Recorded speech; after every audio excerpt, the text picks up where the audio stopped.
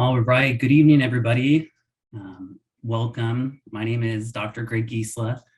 As I said, I'm the Chief Clinical Officer of Sierra Health and Wellness Centers, and I'm a licensed clinical psychologist by training. And it is a real pleasure to be able to present to you this evening. I appreciate everybody joining. We might have a few individuals joining throughout the presentation, but all are welcome. Today's presentation is entitled Depression Emerging in Recovery, Recognizing the Signs and Responding Effectively. And the focus of today's presentation is educational in nature. It's meant to offer some additional resources and support to those who are in recovery from substance use disorders. And so I hope today's presentation is helpful, and I'm going to do a little bit of housekeeping in the beginning to give some more structure to today's presentation. And I'll share with you, just to start, a little bit about my own background. Let's go ahead and get this started. So I'm a psychologist by training. Before I came to Sierra Health and Wellness Centers back in October of 2021, I'm just coming up on my year with Sierra. I worked for the past 7 years for Sutter Health. Sutter is one of the 5 major healthcare systems in the Northern California area. And with Sutter, I did most of my work in inpatient psychiatry, doing individual therapy and group therapy and psychological assessment, as well as in our emergency department in 4 of our facilities. And I oversaw our crisis response team. So assessing individuals who have pretty significant safety concerns and making sure that they remain safe or got them to the right level of care so that their needs could be met. So after kind of all those years of experience, I really kind of emerged as a specialty working with individuals who have serious mental illness and in crisis intervention.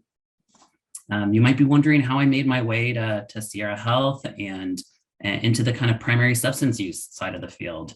And, you know, when you work that many years in the emergency department, you get exposure and you get to see so many different people from all walks of life.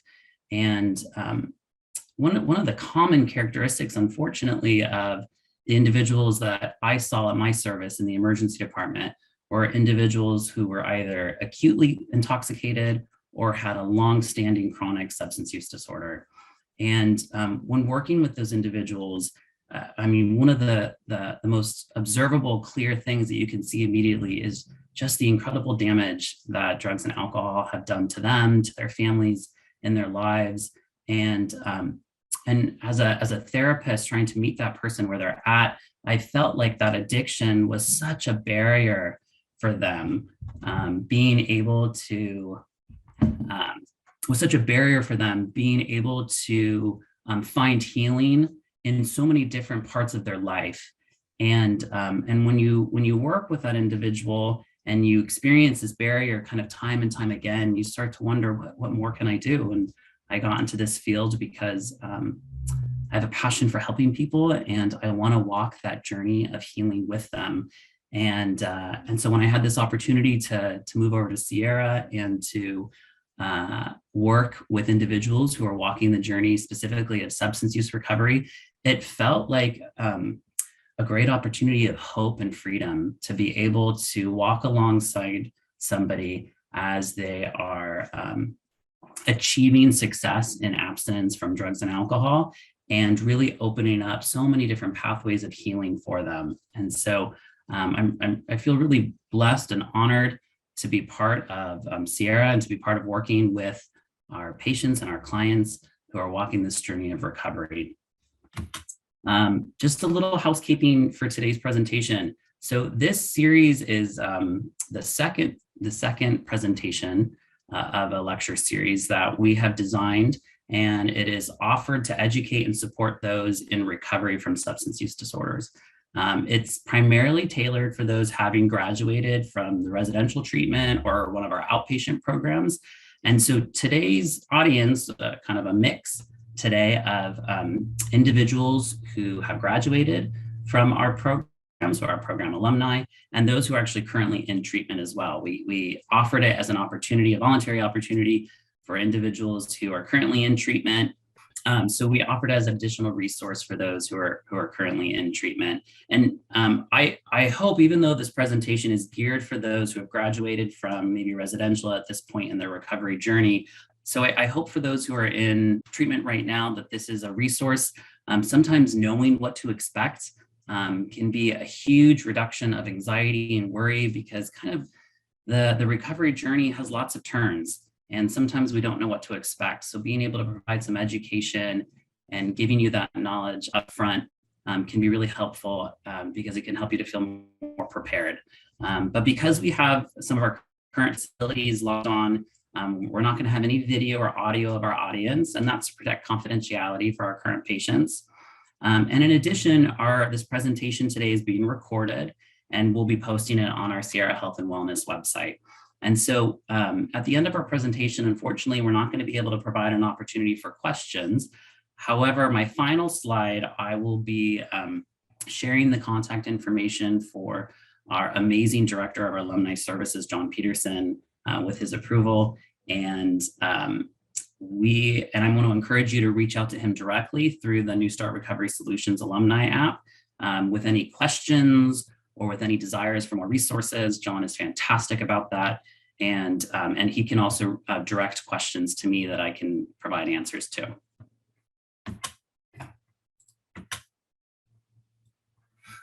So I want to start my presentation today. At this point in the recovery journey, you've completed residential treatment, now what? And I want to start with saying and validating and affirming what an amazing accomplishment that is. It's an incredible display, an incredible act of the will that took everything, the mind, the body, the heart, the spirit had to offer. That's really what it takes to kind of start that journey of abstinence from drugs and alcohol. And it's no small feat. And so for those who have graduated from our programs or those currently in treatment, you are doing something that is phenomenal. And I hope that you carry that with you each and every day of your journey, to recognize the great success that you have, and to really affirm and really even congratulate yourself on a daily basis for maintaining and sustaining in that recovery. You've had a great amount of sacrifice of time and being in formalized programs and being away from your families and your friends and your communities, and focusing on yourself is a great sacrifice of time, of money, of relationship, meaningful relationships of times, but recognizing that those relationships aren't sometimes in support of your recovery, and a sacrifice of the old self, in a sense, an old way of doing things, an old way of coping that served a purpose at that time, but in long term potentially had some really significant consequences for life. And so to accomplish what you have accomplished is quite significant. So I want to start there and really acknowledge and affirm each of you who are continuing in that journey. And so when we reach a point in our journey of recovery, and I'm no longer using drugs and alcohol, and I've taken accountability for myself and learned new ways to cope. I've started healing really important relationships.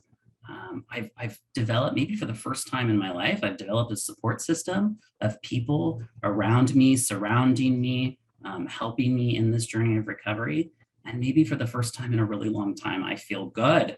And I think after all of that success and accomplishment and feeling, kind of riding that wave of feeling good, I might say to myself, so life should be good, right? If I'm feeling this good, life should be good, and that should sustain. And I think it's important to remind ourselves that life is not just a snapshot of one moment. And there's two sides to that coin.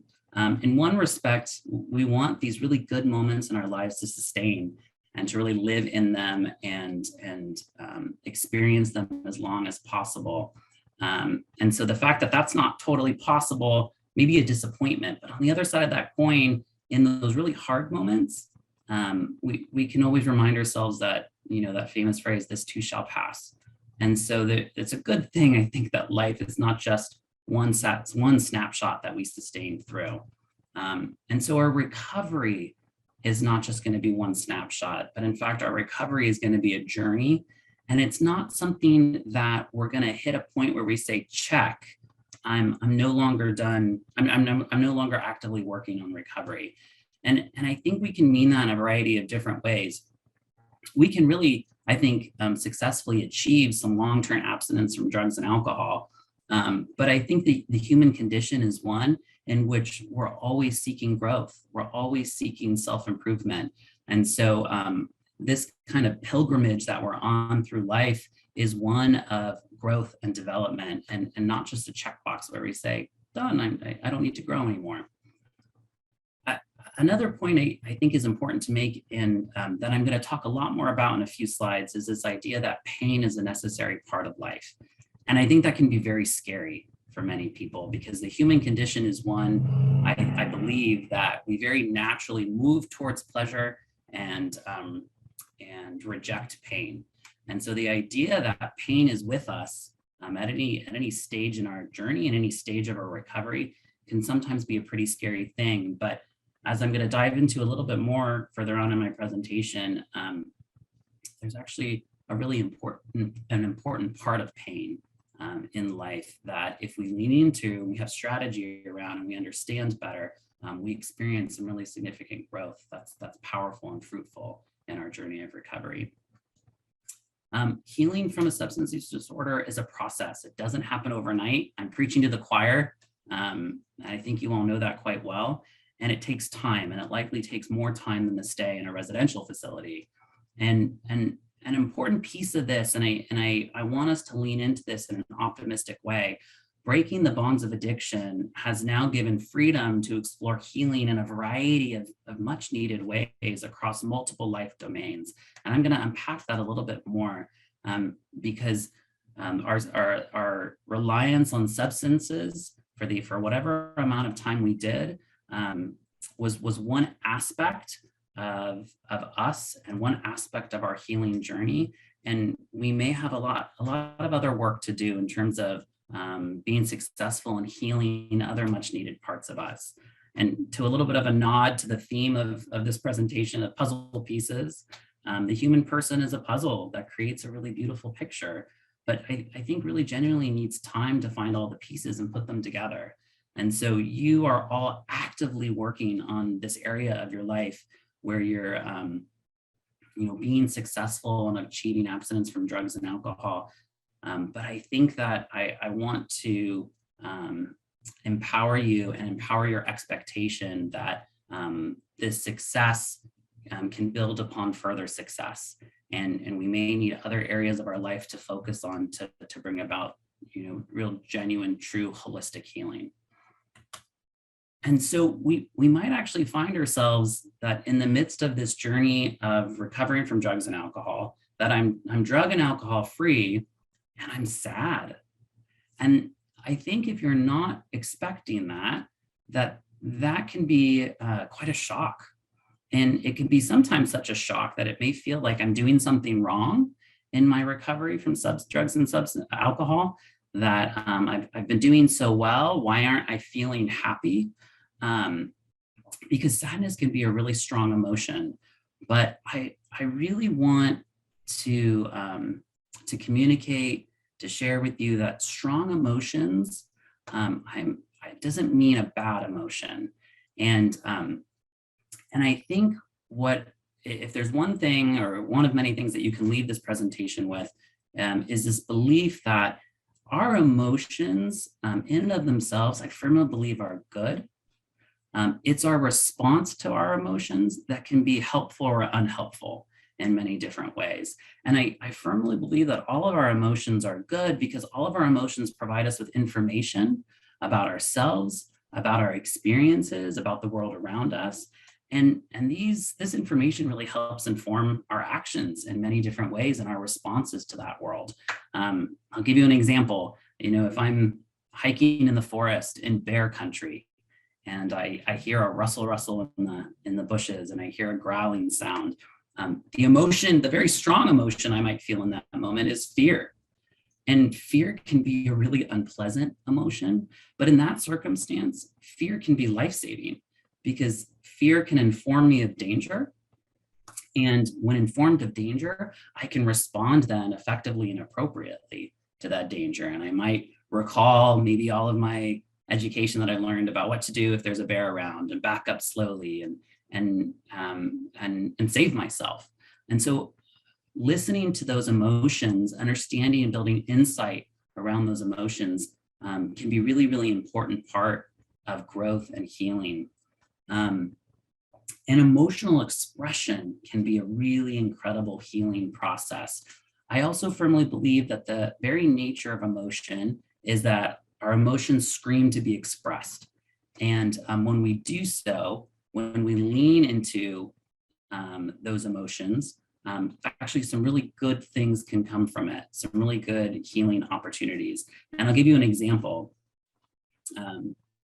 At a funeral, for example, you have an individual who, let's say, very unexpectedly loses a spouse, or very unexpectedly loses a child. If that individual, let's say, was at the front of the church at a funeral and was smiling and laughing and welcoming people to the funeral and saying, "Thank you so much for coming. I hope you enjoy yourself here today." We might pause and say, there's something that feels very wrong about this moment with this individual. And actually, it might cause us to bring about a certain level of concern, because I think in that moment, the emotion that we think that we would want to see expressed and that we would find more appropriate to match the event is sadness and grief.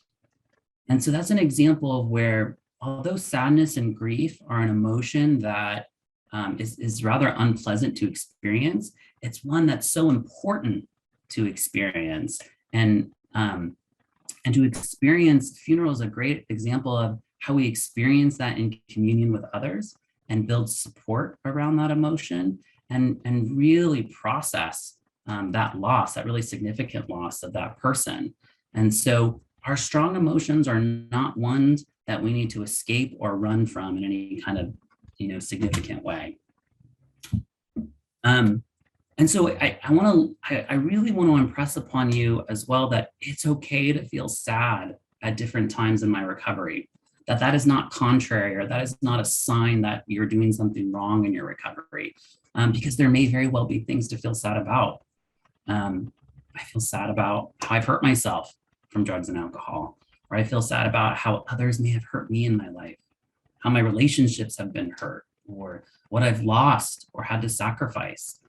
And I don't need to ignore or escape or numb out my sadness. And I hope that in some way strikes a chord with some of you about, in fact, that's where many people lean on drugs and alcohol, because they're experiencing these really unpleasant emotions, and drugs and alcohol are a really effective way to escape and numb out those unpleasant emotions. And this is where I want to kind of go back to the idea that pain is a part of life, and propose this idea that actually the rejection of pain is what exacerbates the situation and brings about suffering.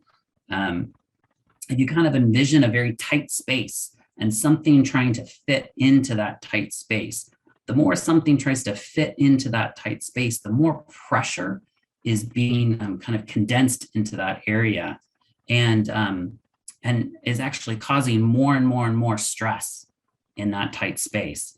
And so that's kind of a metaphor for how I think when we don't want pain to be a part of life, it's trying to force something out of life that has to be here, and creating more and more and more distress from trying to force that out of our life. And this very paradoxical thing happens actually when we make space for pain, and we actually alleviate some of the pressure that comes along with this kind of introduction of pain into our lives. And how can we make space for pain? Well, I think we can make space for pain by talking about it, by writing about it, crying about it, building relationship and support around it, reflecting, meditating, praying about it, actually feeling it. And I know that may be a very scary recommendation for some, because again, our nature is to reject pain and move towards pleasure.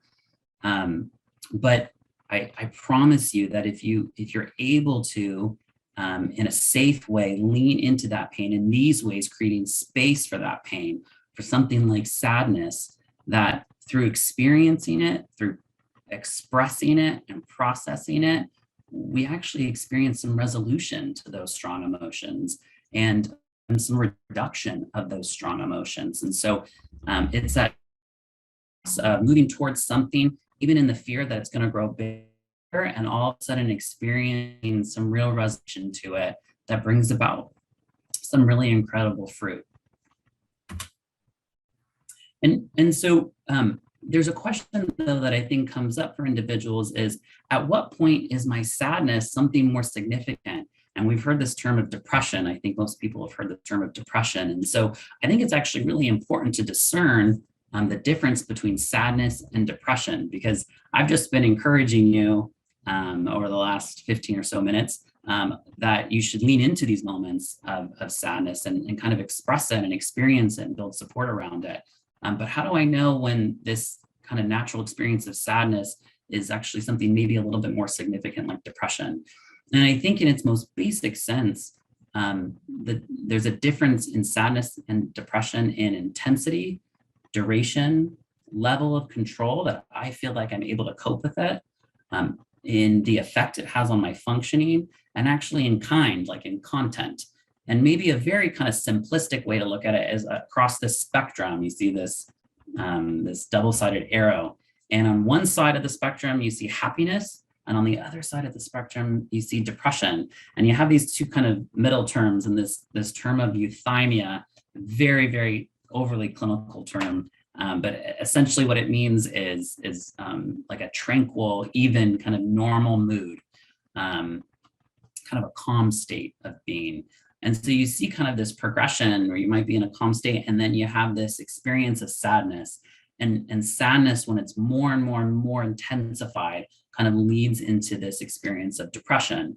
You may have heard of a more kind of formal definition. There's many different definitions of depression, but one of those more formal definitions of depression is a mood disorder that causes a persistent feeling of sadness and loss of interest.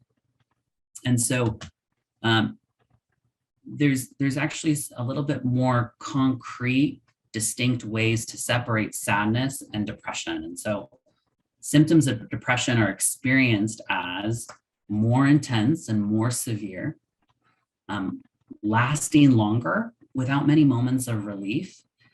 So kind of a telltale sign, you might experience sadness, but when you express that sadness, you might cry about it and share it, you experience some relief from that sadness, and the emotion kind of changes a bit through that expression. You might not experience that with depression, that all of a sudden it seems to persist, even in the midst of like normal ways that I would cope with strong emotions.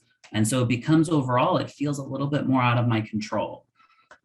It also includes other different elements of it that kind of changes from sadness to depression when it incorporates loss of interest in usual activities, or thoughts of poor self-worth when I become highly, highly critical of myself and I'm kind of beating myself up and tearing myself down.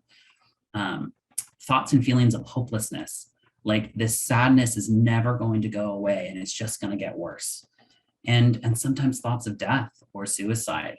And so that's, again, we're seeing this kind of transition from sadness into depression as one that changes really in intensity and duration and kind of thought content and kind.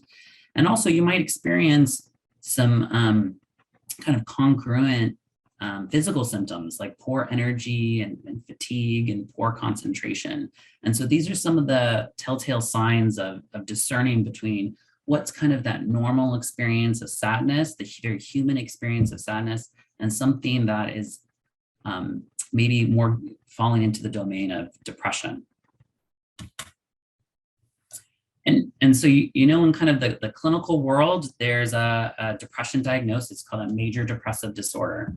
And here's just some of the diagnostic criteria for major depressive disorder. I have the majority of the following symptoms during the same 2-week period. So a depressed mood, most of the day, nearly every day. So not really many moments of relief. significantly reduce interest or pleasure in all or almost all activities. I lose my motivation to participate in the things that once provided me a lot of joy.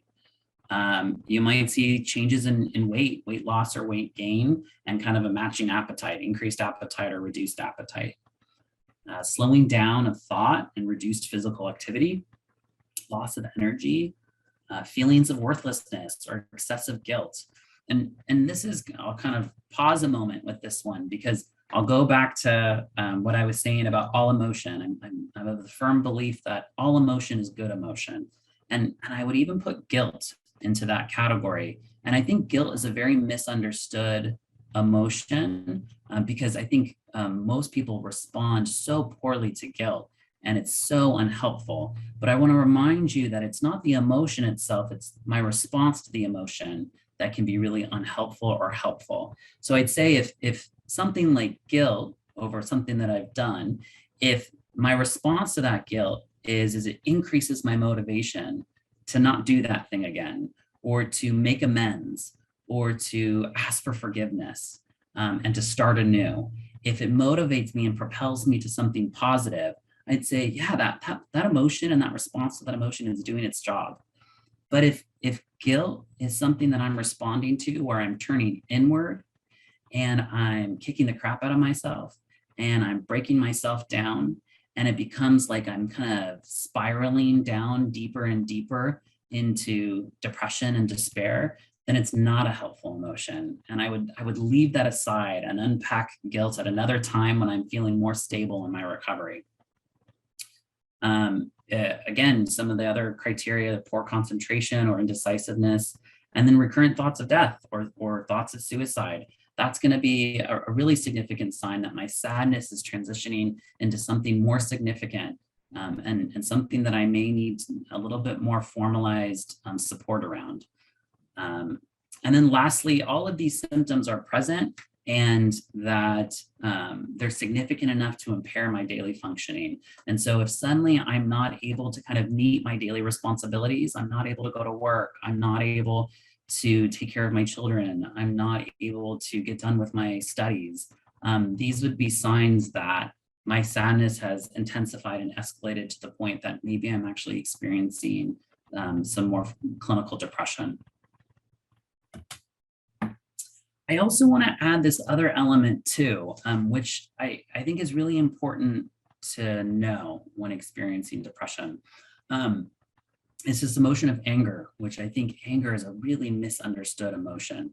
And there's a theory around anger that states that anger is a secondary emotion, and that actually there's more primary emotions underneath anger that is kind of fueling the anger. And a really wonderful metaphor for that is this iceberg. And for anybody who knows about icebergs, you know that the tip of the iceberg can be very small, a very small portion of ice that we see, but actually the majority of the iceberg is underneath the water. And there might be quite a large mass of ice underneath that tip of the iceberg. And I think it's a really great metaphor for anger, where the emotion that gets expressed is anger, but the feelings underneath that anger may be quite different in nature from the anger. And you might wonder, why then does anger get expressed? And I think, especially for men and especially for young boys, anger is an emotion that feels in some ways more comfortable or even more safe to express it than some of these other emotions underneath anger, like feeling hurt or feeling embarrassed or insecure. Anger is a strong emotion, and it's a very protective emotion. And so it makes me feel stronger and more protected, versus these other emotions may make me feel very vulnerable. And those emotions, to express more vulnerable emotions, can be very scary. And so although I'm feeling hurt and insecure or exhausted or rejected or depressed and sad, all of a sudden I'm expressing a ton of anger. And this happens actually a lot with young boys. And it's one of the reasons I think many boys are misunderstood and they get misdiagnosed, as a behavioral issue. They get even diagnoses around conduct disorder and things of that nature.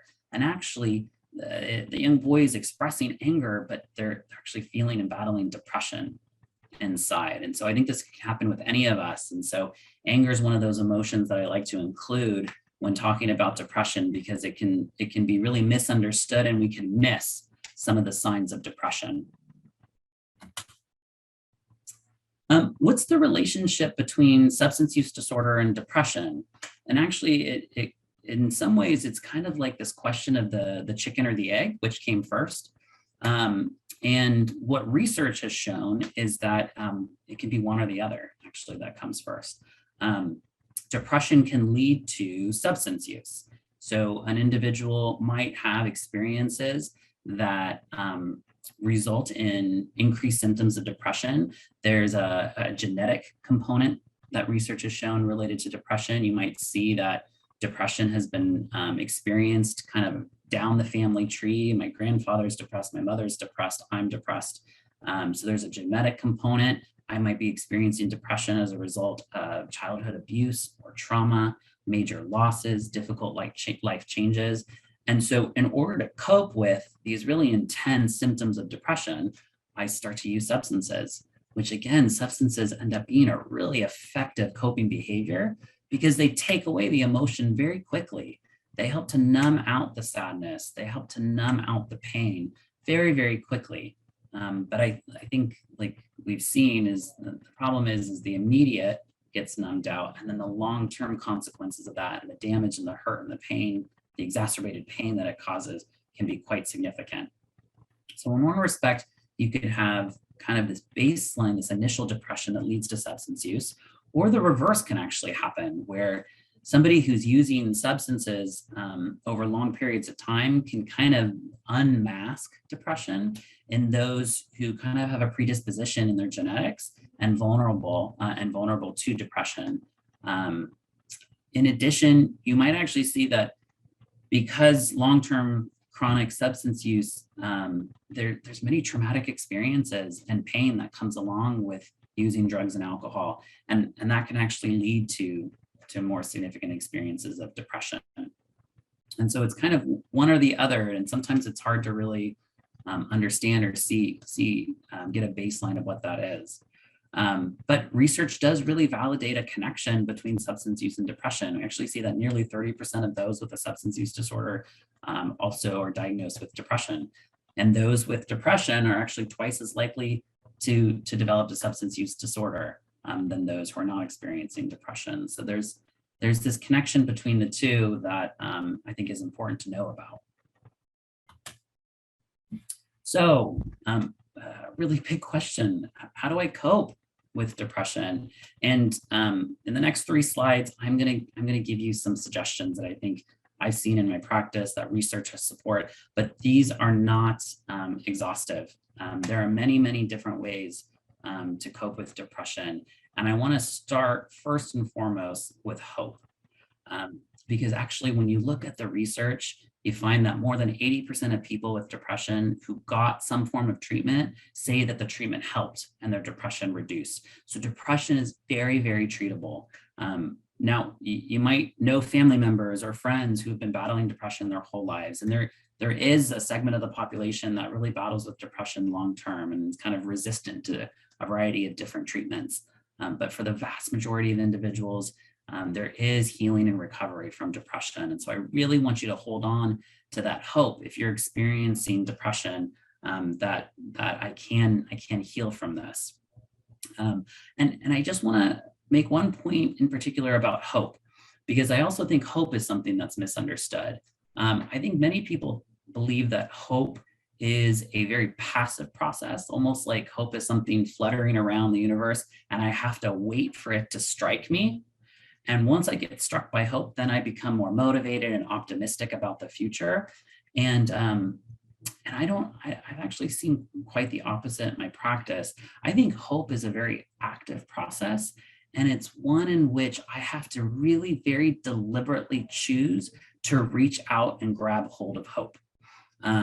And I might have to do that week by week, day by day, even moment by moment. But I think at its core, hope is a belief that tomorrow can be better and that I deeply want it. So I believe that it can be better and I have the desire for it. And I might have to make that my mantra. Might have to make that my internal script that I repeat over and over in my journey of recovery, that tomorrow can be better and I want it to be better. Because the thing about depression is depression does not want to leave willingly. It is not a willing participant in exiting your life. But in fact, it wants to stay, and it can be very manipulative in the ways it secures remaining in your life. And one of the ways is try to convince you that it's always going to be here and that tomorrow is not going to be better, but it's going to be worse. And so even in those moments when I may not believe that tomorrow is going to be better, I have to name it, I have to state it, and I have to repeat it and commit to that belief. It's one of the greatest strategies and strengths combating depression. I'll kind of point you to look at this cycle on the right-hand side of the screen.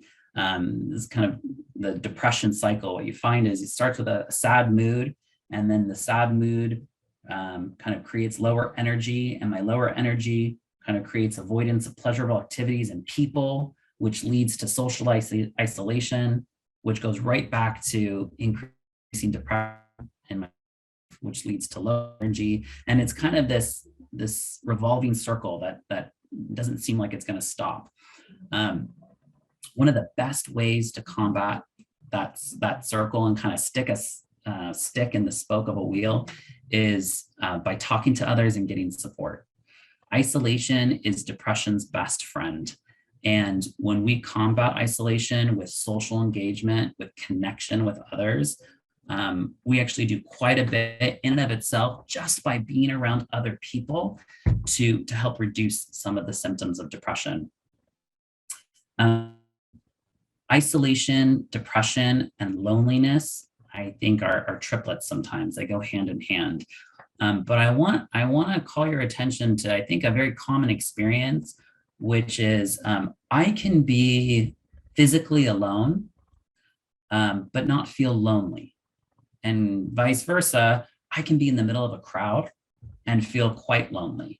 And I think that experience points us to this idea that loneliness is actually at its core connected to disengagement and disconnection from the world around me. If I'm alone, but I'm really engaged in the world around me, in my reading, in my writing, in my art, in my entertainment, in my exercise, I'm not feeling lonely. And vice versa, if I'm in a crowd, but I'm not able to connect with a single person around me, I'm feeling quite lonely. And so one of the ways to combat that triplet, that isolation, loneliness, depression triangle, is by building connection. If I can engage the world around me, if I can connect in some way with another living soul, a person, a community, a pet, my hobbies, then actually I really start to combat that isolation, loneliness triangle. So it's really important to build relationship and build connection. And you can do that family, friends, sober community, spiritual community, your therapist, your doctor, anybody can kind of form that circle of support around you and be part of those individuals who, I'm feeling really down today, and I pick up the phone and I call them, and just in the action of that I'm starting to combat those symptoms of depression. I think it's really important to talk about thoughts of death or suicide. It is such a taboo subject. And I think a lot of people are scared to talk about that subject because I think that they're, and maybe in some ways, very justified to feel that if they talk about it, they're going to get a very intense response from other people. And it's going to scare people, or you're going to get a variety of different responses that you're not prepared for. I have sat with countless individuals post-suicide attempts. And I can honestly tell you that what I have heard from those individuals, hands down, probably about 98% of the time, is that an individual post-suicide attempt was not in that suicide attempt intending to end their life. What they were intending to do was end the pain. They felt like they cannot sustain in the pain any longer. And how do we make space for pain? How do we manage pain? We talk about it. We make connection and we build support around it. And that includes thoughts of death and suicide. So if that is something that you're experiencing, please reach out, please talk about it. Please get support around it, because that is one of the ways to really manage those thoughts and feelings in a helpful way. The more we kind of bury those thoughts and feelings, the more it kind of builds and builds and builds in intensity. But if I can make space for it and process it, I can actually really help resolve some of that pain. Also, one of the really primary ways to break that cycle of depression is by establishing a daily routine and incorporating physical exercise into that routine. External structure reinforces internal structure. And so a daily routine creates that external structure that provides a real great sense of internal stability. So when my mood is really all over the place, if I can rely upon my daily routine, such as waking up at the same time every day, taking a shower and doing my hygiene, and eating breakfast and eating lunch, and going to a meeting and going to a spiritual service and meeting up with friends, and I can rely upon that as a part of my weekly routine, it actually creates a great sense of mood stability in my life. Activity is the enemy of depression. Remember, this depression cycle, it's trying to strip you of energy and reduce your activity. So if I increase my activity, I'm actually combating the depression. One of the greatest ways to do that is through physical exercise.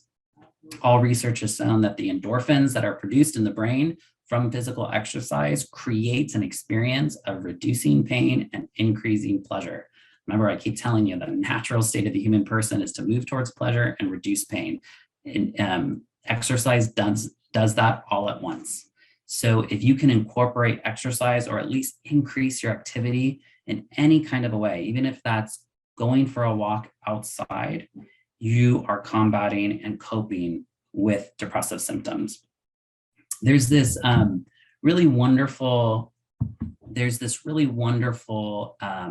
coping skill, and it's part of this type of therapy called dialectical behavioral therapy. And it's this coping skill called opposite action, which is very easy to talk about. It's very simple, very hard to do, but has great payoff. And really the basics of opposite action are that if I'm proposed with an action in front of me, or a feeling, if I'm proposed with a feeling, that feeling has an urge, and that will urge me into some kind of action. So I may wake up in the morning and I feel depressed. And the urge that comes along with that depression is to stay in bed all day, to not get out of bed. And what this coping skill is about is walk that down to its natural consequences. Where does that take me today?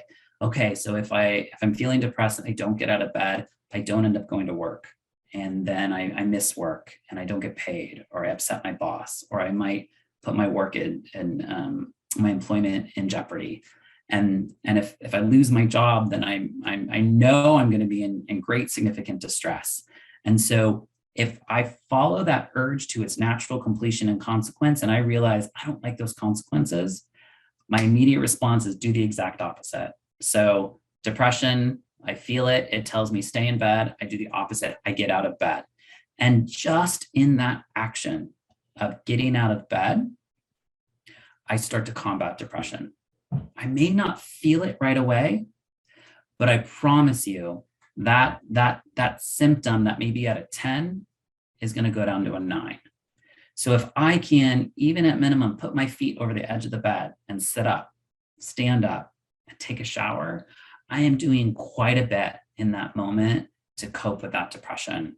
So again, very kind of simple, easy for me to say, hard to do, but great payoff.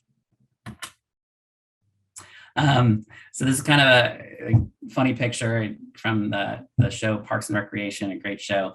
And this is kind of connected to this idea of practicing self-care. Prioritize your well-being. and be very deliberate and incorporate into your daily routine activities of self-care. Self-care is never selfish. And I think that's really important, especially to say to parents. I find this a lot with parents who, if I prioritize myself, then I'm taking something away from my children. Or spouses, if I'm prioritizing myself, I'm taking something away from my spouse. And I reject that whole. We take care of ourselves and we are then our best self. We have so much more we can offer our loved ones in our lives. We have more to offer our spouse, more to offer our children, because we're feeding ourselves, we're feeding our soul. And one way to do that is to prioritize self-care. And so we need to incorporate revitalization activities into our weekly schedule. And I specifically say revitalization because I think relaxation nowadays is really misunderstood. I think for a lot of us, we think if I'm going to relax, I am going to turn on Netflix and watch an entire season of Parks and Recreation. That might make me feel in the moment relaxed, but if at the end of watching 10 hours of a show, I'm exhausted and I need to sleep, then that relaxation was not productive of what it needed to be productive of, which is revitalization. After self-care, I should feel refueled, re-energized, ready to take on new things and maybe even take on levels of distress. And so that's a good sign when you're figuring out how can I relax? Well, choose activities that revitalize you, that help kind of energize you in some ways. People can do that through meditation, through exercise, through participating in their hobbies. Yes, absolutely through entertainment, like watching Netflix. I'm not saying don't watch Netflix, but I would say have that more, be a little bit more tailored with that. And instead of watching 10 episodes, I watch 2 episodes and then I do something else. And being able to laugh and enjoy that is a really good thing. But at the end of that activity, I should feel revitalized. So it's important to pamper yourself. So treat yourself when it comes to navigating and responding to depressive symptoms. Nutrition is so important. What we put into our body impacts our mood greatly. I think many of us saw that with drugs and alcohol. When we put that into our body, it impacted our mood. It's the same with food. And so prioritize healthy, good, nutritious, whole foods that really feed your body and getting in those 3 meals a day so that I'm not starving myself. Think about when I'm hungry, how much it impacts my mood. Depression is really responsive to what we put into our body. And so if I can prioritize nutrition, it's a really practical, great way of combating depression. And at the same time, and talking about putting things into our body, medication. So meeting with a psychiatrist, meeting with a medical doctor, and starting an antidepressant might be a really good and effective way to manage more severe symptoms of depression. I think a lot of people are weary of antidepressants and weary of getting on medication because they think they're going to be on it for the rest of their life. And I would say that is not actually going to be the case in all circumstances. That you may just need additional medication support to kind of get you out of that real depressive episode and get you kind of to enough stability to where all of your other wonderful coping skills can come in and support you and help carry you into the future in managing the depressive symptoms. So, and what you actually see in research is that a combination of medication and therapy is actually shown to be most effective in managing severe major depressive disorder. I think many people have heard now of this idea of mindfulness, really kind of based in Buddhist Eastern philosophy, but has been kind of taken and adapted in the psychology world and the therapy world and utilized in coping skills. And really at its basic sense, mindfulness is becoming more aware of my present moment in a non-judgmental way and accepting what I'm experiencing in this moment, whether that's thoughts or feelings. I don't have to react or respond to those thoughts and feelings or do anything with those thoughts and feelings. I just have to be aware of them. And actually research shows that people who practice even 5 minutes of mindfulness per day actually experienced some pretty significant reductions in depression and anxiety. One of the great metaphors for mindfulness is this idea of leaves on a stream. And so I want you to picture sitting by a stream and leaves passing you on the stream by you. And each of these leaves that go by, I'm becoming attentive to them. I'm watching them in a new and deliberate way. And I'm recognizing their shape and their color. And I notice that some of these leaves go down the stream and they go right on by. And some of the leaves come down the stream and get caught in a whirlpool and stay a little bit and then continue on down the stream. And then maybe some leaves come and they wash up on the shore and they stay for a while. That's a metaphor for our thoughts and our emotions. And our job is not to pick up every single leaf that is coming by on the stream and examine it and figure out why it's here and what is it doing here and why did it come down the stream at this time. Sometimes we do that with thoughts and feelings, as we overanalyze and we react to and we kind of pick apart those thoughts and feelings. And I think if we practice mindfulness where we're just kind of aware and observing the thoughts and feelings, and then we let those thoughts and feelings kind of do what they need to do and pass on by when they need to pass on by, that we'll actually experience some real significant benefits from that.